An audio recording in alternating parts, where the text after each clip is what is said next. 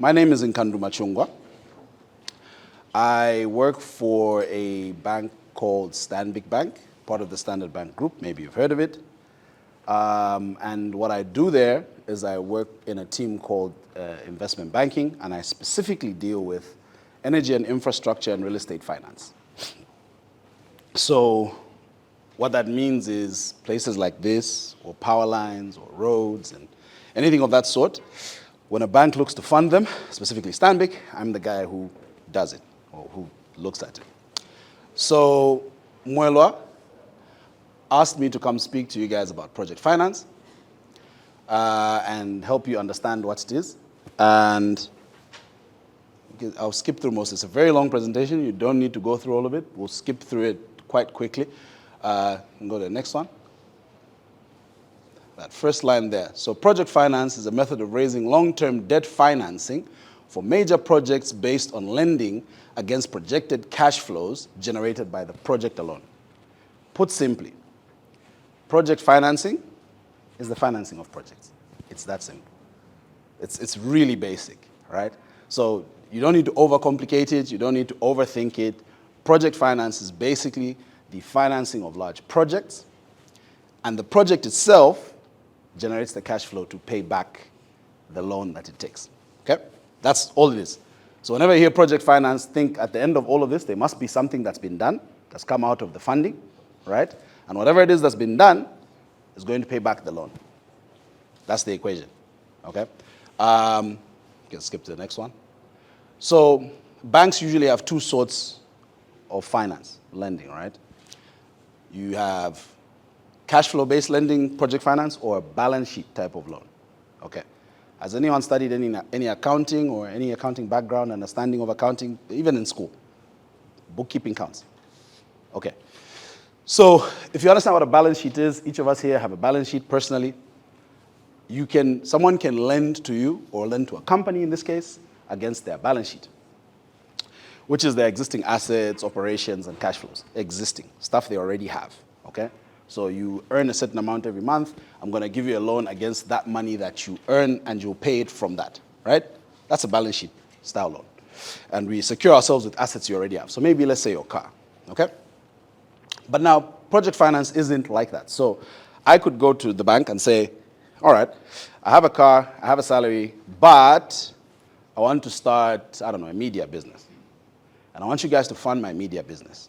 And I've done all this work, and I know if I set up this media business and I invest this much, I'm going to make this much money, and I'm going to do all of this, and I've got all these people that want to buy stuff from me, and so on and so forth.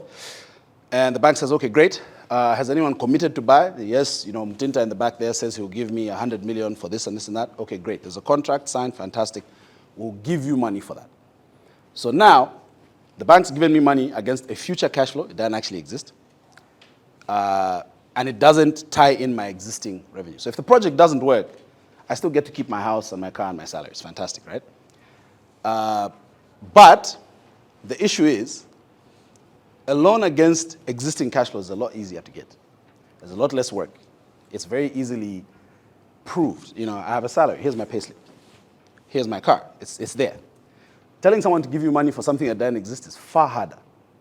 So, Mr.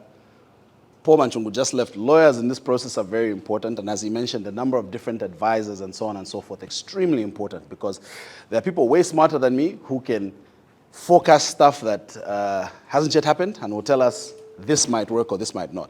And a lot of those things, which is now your due diligence process, becomes very important during the process of arriving at effectively financing a project finance style structure. So that is the difference between balance sheet and project finance. We can skip through. There's benefits. So anyway, again, I think I kind of explained this. The benefits of project finance, of course, it doesn't touch your existing cash flows. You have the luxury of that being set on its own. So if it fails, only the project has failed. The rest of your business and Nkandu Inc. doesn't have to collapse. This thing fails and fails on its own. Of course, again, the drawbacks, it takes a lot longer to achieve. There's a lot more you have to do in terms of due diligence, legal structuring, there's a lot more fees to pay, lawyer fees, technical due diligence, environmental due diligence, all sorts of things you must pay in order to achieve this. So it is a very difficult process, and that's why you don't hear as often about project finance transactions, simply because they're a lot harder to achieve, and the cost attached is quite significant, and also it doesn't make sense if you're getting, I don't know, 100,000 kwacha to do a project finance, because like, who wants to do all that work for that money, right? So we're going to go and look at what a typical project finance structure looks like. That's typical, but the complicated one. So I have a simplified structure. You can skip to the next slide. That's a lot easier to understand. So as I mentioned, a project finance transaction will usually be separate from the actual sponsor of the project. So if I'm trying to build, let's say, a power plant, and I want money for it, I won't build the power plant within my own legal, so let's assume I'm a company.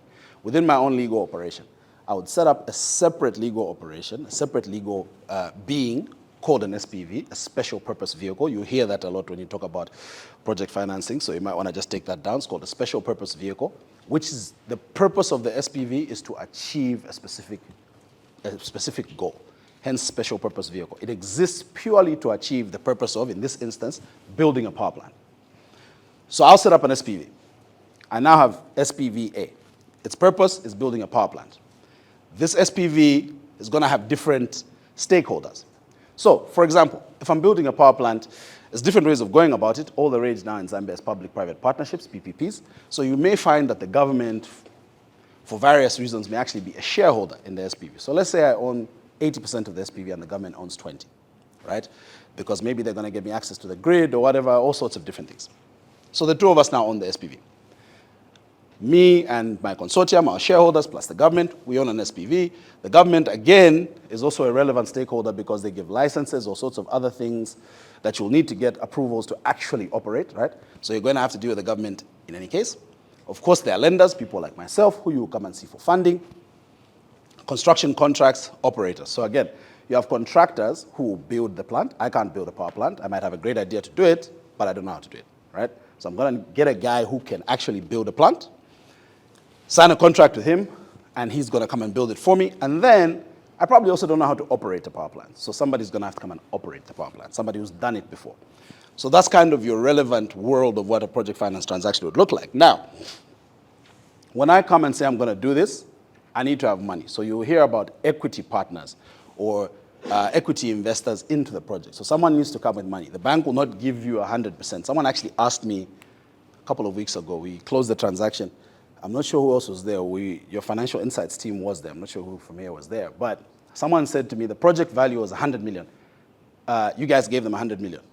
No, we didn't. The project value was 100 million. The bank will never give you 100% of the project value. For the simple reason that if it fails, we want you to suffer a bit too, okay? So we want you to have skin in the game, okay? You are a lot more motivated to make this work if you've put some of your own money up. So usually, project finance will require a certain amount of equity, which is the owner's own money, to go in before the debt comes. The split is usually anywhere between 20 to 80 or 30 to 70. Being the smaller portion being the equity, the larger portion being the debt. So you get a lot more debt than you're actually putting in. But on 100 million, 20 is $20 million, right? So it's still significant sums of money. The equity partner will put in his money. The bank will come in with the balance after he's put in his money. And we deliver a project. It works. The project then starts to pay the debt. Now, I can skip forward. I'm going to quickly move on to kind of, honestly, keep going, please. Okay. As you're doing your projects, there are various risks, and this is where you bring in there's a lot of due diligence, as I mentioned. You bring on lawyers. You bring on environmental technical advisors. As was mentioned earlier, I think just now, we're talking about projects exist. They don't exist in a vacuum. So wherever we're going to go build a power plant, there were probably people living there. There were probably trees. There were probably animals. There was probably something happening. There's concerns around the environment and what impact the project will have on that. We need to understand that fully and the risks that exist from that. Operating risks, market risk being the project that's being done. What risk are we taking on the actual demand for it. What if we build this thing and no one wants the power? Or we build a road and no one wants to drive there? Or, I don't know, water purification and no one needs the water. We need to understand all of this, right? Country risk being, what are the issues that exist in the country that you're building the plant? So you're going to build a power plant in Zambia. You can't pick it up and move it tomorrow. So you're taking a position on Zambia. Do you think Zambia Inc. is going to work and exist for the next 25 years that you need your project to pay? So an interesting example, for example, is CEC. CEC 4 or 5 years ago, 2020, 2021, our government decided they wanted to take it from the owners. We can have this conversation later, but imagine you've invested money in CEC, or you're a bank and you've lent money to CEC, and CEC is now being taken from the guys who are supposed to be paying you. You've taken a position on the country.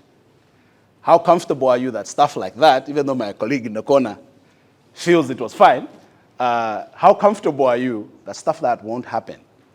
And your business or the operation that's meant to pay you, remember, you have no other recourse. You only can get paid from the project. How comfortable are you that the project will keep functioning in this environment and there's no risk of it being taken, or, I don't know, they had riots in South Africa. They don't go burn it down or something like, so you must have a view on the country. And of course, construction risk and other things. I want to show you a project, a power project. Let's just move on. And what a standard kind of structure would look like. Coming to power, because I think that's the big issue now. The big topic, the big concern right now is power. Most of us had, 7 hours of power yesterday. I'm going to have 7 hours of power today, tomorrow, and probably for the rest of the year. So power is a big conversation right now. It's a big consideration. We want to figure out, as a country, how we're coming out of the problem that we have, right? Project finance is coming up a whole lot. It's a big thing. How does project finance get us to fill the gap that we currently have? I think our deficit right now is anywhere between, on any given day, somewhere between 1,000 to 1,400 megawatts of power. It's very significant. We need to build more power generation. We also need more distribution, so more lines and so on to get the power to where it needs to be. And there's a lot of other stuff that needs to happen in the middle to make this all work. But someone needs to build the plant, someone needs to get the power to you, and someone must pay for it. Project finance, put simply, is going to, via the structures we've talked about, special purpose vehicles, equity financiers, and the bank, come together to deliver a project. Now, a lot of this, and people have talked to me about how does it kind of impact us on a day-to-day basis, right? A lot of this has to work on a standalone basis. So it needs to be financially viable. So no one's going to give you a loan if they don't see capacity to repay. It's very simple. If you can't pay me, even when someone comes to ask you, lend me 100 kwacha, if you don't think it's coming back, unless you're just very generous, you're probably not giving that person money, right? The bank looks at it the same way. Party A wants to build a power plant. Party A needs $50 million from the bank. But Party A wants to sell the power to, and this may not be politically correct to say, but old women in Shangombo. How likely is it, if I'm the bank and I've taken your deposits, that I'm going to get my money back and be able to give you back your deposit? Probably a bit unlikely. So the conversation becomes, okay, who's buying the power? So you're going to build a power plant. Fantastic. Who's buying the power? Old women in Shangombo. No, Party A, sorry, I can't give you the money. It's not going to work. So now what starts to happen is you start to have conversations about the offtake being the buyer, right? So who's your offtaker? And the quality of that offtake. How strong is that offtake? Are they able to pay for the power? A lot of what you've seen, I think, recently in the media is a transaction that's just closed, again, by a bank that shall remain unnamed, where the offtake of the power of a solar plant, that's 100 megawatts, is First Quantum Minerals. There's a reason for that. First Quantum is capable of paying. And not only capable of paying, but capable of paying in dollars.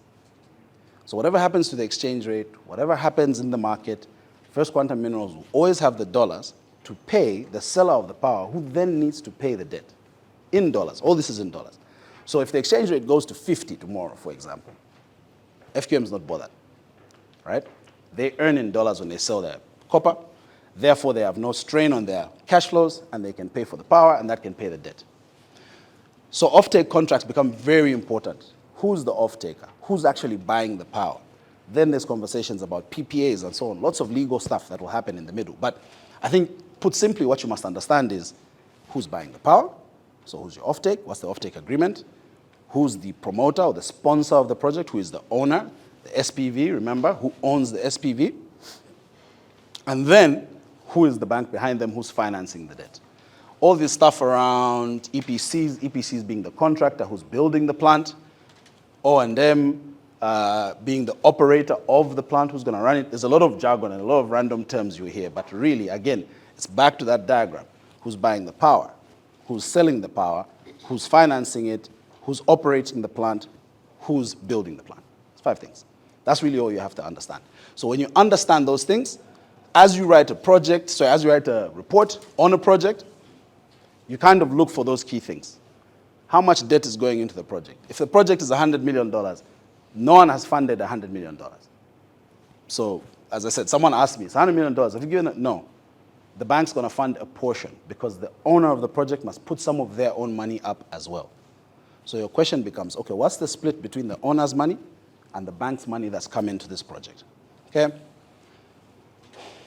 I think, yeah, largely, I don't think there's need to go through the rest of it. But if there's any questions, I will take those now. I hope it gives you a slightly clearer picture of what project finance is and what power project financing is and how that's achieved. Remember, project finance is not only used to finance power projects, it's project finance. So really any large project, anything you can think of, can be financed on a project finance basis. Okay, so as we're looking now at roads, for example, Lusaka Ndola, that's a project that's been done kind of on a project finance basis. Anyway, in an ideal world, it would be a proper project finance structure, but a project of that nature, Lusaka Ndola, Kasumbalesa Chingola. There's a number of roads now that are being tendered as well. Buildings, so on. All these sorts of things can be financed on that structure. The beauty is project finance gives you long tenors. Tenors being how long you have to pay the debt, right? So if you walked into a bank now, as an individual, I think the longest tenor you might get on a loan is what, 6 years? I think it's 6, right? On a personal basis. It's about 6. It's about 6, right? Yeah. A project finance structure could give you up to 18 years to repay your debt.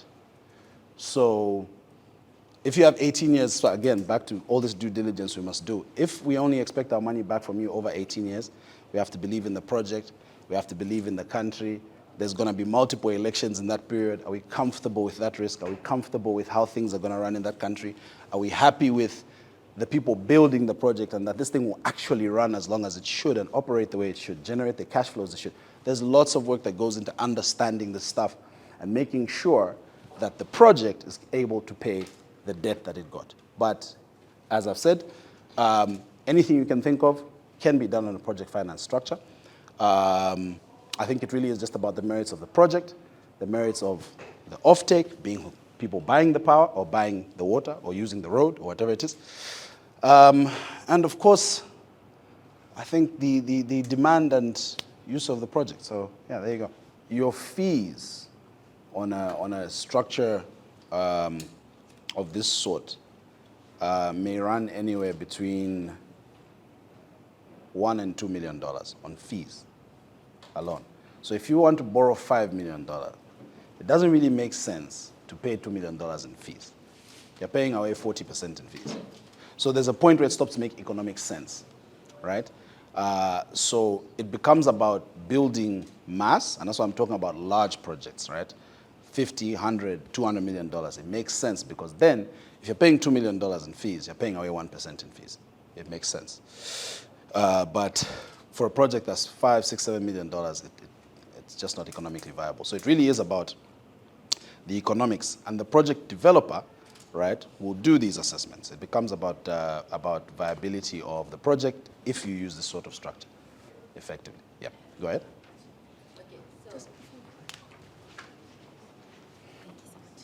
Okay, so what if someone had a project, let's say it's a power generating project, yes, and then it's a bit smaller than that, what would the bank do then? Like, is there a way a bank can fund such a project?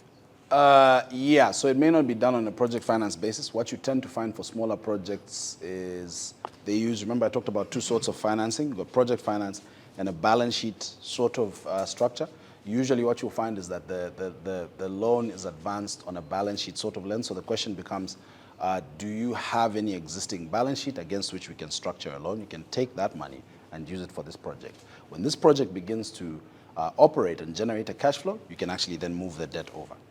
Thank you very much. My name is Jeff Mwamba, Jeff. coming from Unza Baker Research Committee Chairperson. Okay. Well, my question is concerning when we look at the macroeconomic indicators of variables in the country, you find that it's not stable. There are these volatilities when you look at the exchange rate, interest rate that are impacted by inflation and all these things. But then when you look at to the people that are coming for project financing, how does all these volatilities impact them at the end of the day? Thank you. Remember we spoke about country risk and having a certain amount of comfort around the country and a long-term outlook on the country, right? You must have a view on the country. Country risk is going to significantly impact all of those economic indicators you speak about. So for example, if we go to war tomorrow, I guess inflation and all these other things would be impacted in some way, your exchange rate, etc., right? But when you're looking at a project, you need to assess. So this is now the due diligence we're talking about. There's a lot of work that goes into understanding when you do your financial modeling. At what level? So, for example, at what level does your financial model break if your exchange rate blows out, right? So there'll be a lot of testing around understanding. Let's say you're a kwacha earner and I'm giving you dollars, which is very unlikely, right? Because we would like to match currencies. We like to give you, if you earn kwacha, I'll probably want to lend you kwacha. But for argument's sake, if you earn kwacha and I give you dollars, I need to then understand at what point are you no longer able to pay me? So there'll be a lot of stress testing, a lot of financial modeling around what levels does it break at. So right now, I think we closed the market yesterday around 26.56-ish, 26 point. You probably know better than I do, but around 26.6-ish, something like that. 26.65. Started to depreciate towards the end of the day, yeah. So I might model and say, you can probably service my debt up until 40 kwacha to $1.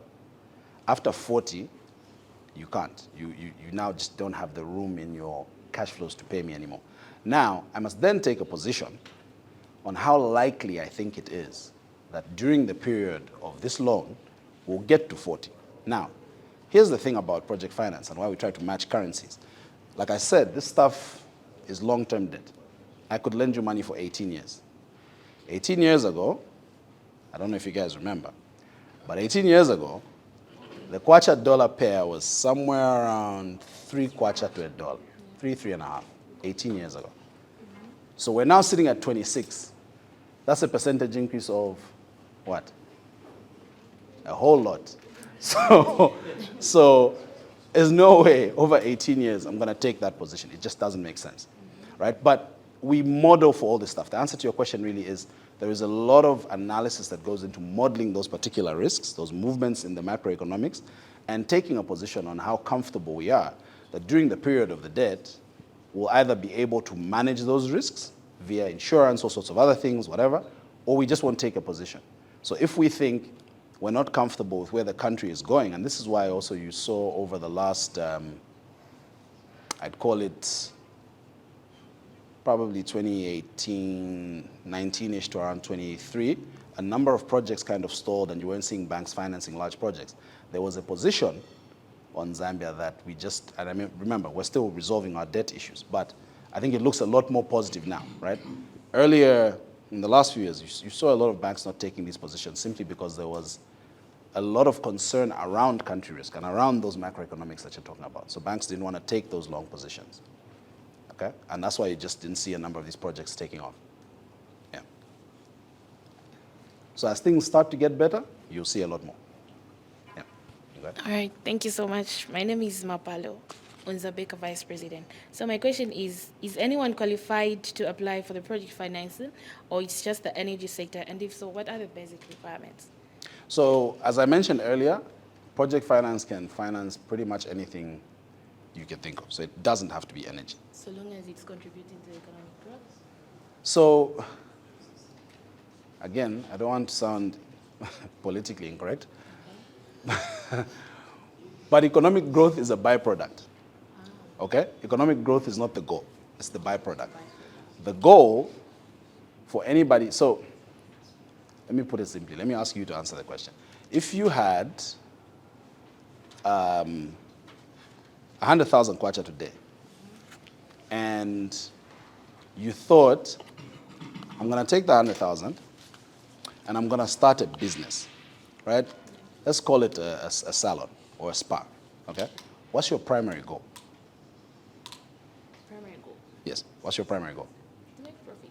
To make money, right? Yes. Yes, economic development and growth is a byproduct of that. That's all it is. So economic growth is not the goal, it's a byproduct. Whoever builds a power plant or a road or whatever, remember you're asking private people to raise their money and do this stuff. They're not doing it because they like you. They're doing it to make money.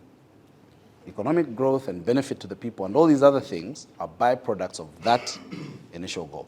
So the question becomes for a bank, is the project, there's a phrase in this document, is the project bankable? And the project being bankable, simply put, simply means the project has the capacity to repay the loan. So if a project is bankable, it means it's viable economically, right? The bank can put money into it, it'll raise money, it'll pay back its debt, and in the process of all of this, it'll positively impact the environment around it, being, let's call it the people living around a road that's gone to the middle of nowhere or whatever, and economic activity, okay, begins to drive. If there was no road here 10 years ago, there's a road now, people can get through faster, people can get goods to market, all these other things. There is economic growth and development, but it is a byproduct of the project. So the bank and project finance, basically, will look at any project that is bankable, meaning it is economically viable on its own, so not to the Zambian economy, but on its own, the project is economically viable. It can generate a cash flow, it can pay back its debt, and it generates a return for the investor and for the bank. And you can use it for anything, as I mentioned. So it's not just power, it's large projects in any sector. Okay? Yeah. Just one more, thank you. Let me stand. That's as well. I'm Emmanuel Lungu, Zambia Monitor and Director of Programs, UNZA Digital Media Hub TV. I would like to find out first from you, we've talked a lot about the corporate terms and corporate investments. Let me just tone you down a little bit. Okay. Bring you back to the roots. We have young innovators who cannot afford, because the process already sounds strenuous. It is. It is. So do you have a window for young innovators in the energy sector who would love, they just have brilliant ideas, they do have prototypes made, but they don't have the money to fund those projects. Do you have anything manageable for them? So I think the answer,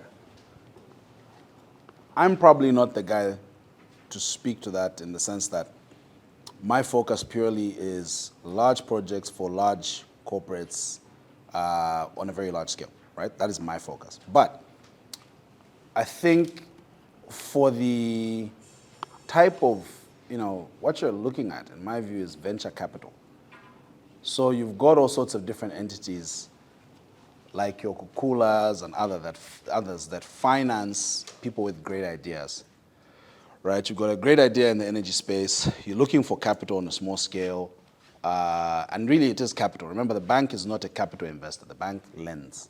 So we don't invest equity, we lend money, right? So if you've got somebody with a great idea that's looking for equity, you're looking for a venture capitalist who's willing to put money into a project.